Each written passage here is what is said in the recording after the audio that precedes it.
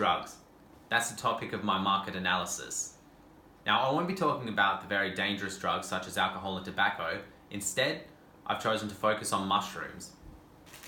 But not these kinds of mushrooms. These kinds of mushrooms. And I've chosen magic mushrooms because they're less addictive than alcohol and tobacco, than other such drugs. They're much more beneficial, and they can actually be used to treat addiction, depression, anxiety, and obsessive compulsive disorders. And also, humans have been using this substance for thousands of years.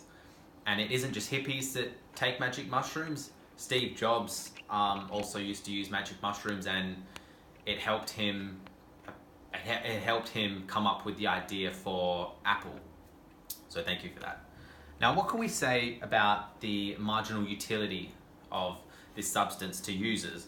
Well, it would look something like this, where you have shrooms on the bottom, on the x-axis, and you have savings on the y-axis. So that's the rate at which they substitute one for the other.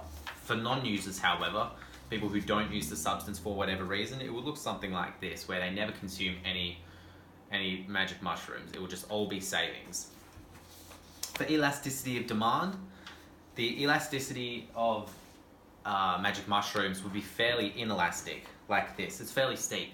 Not because the substance is addictive, which it isn't, but because of the potential positive effects that can come out of a psychedelic experience.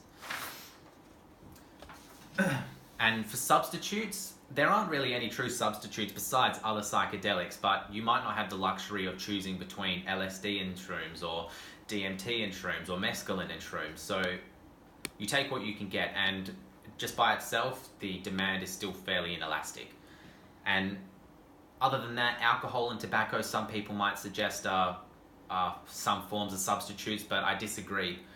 The effects that they give you just simply do not compare whatsoever to a psychedelic experience. And yeah, the market structure is a monopoly at the grower level, but then when the shrooms trickle down to the market level, to the street level, the street dealers act in perfect competition with each other.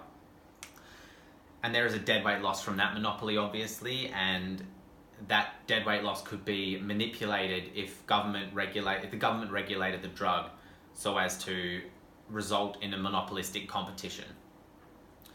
Some interesting things to know about magic mushrooms about this market is that second-degree price discrimination does occur. So I could go and buy in bulk. I could buy 5 grams for cheaper than, for instance, 1 gram in dollar value per gram. And there are a lot of positive externalities from use of this drug. There's psychedelic knowledge acquisition, it treats mental disorders, and finally, it could decrease some of the negative externality from the cost of alcohol use and tobacco use on the taxpayers.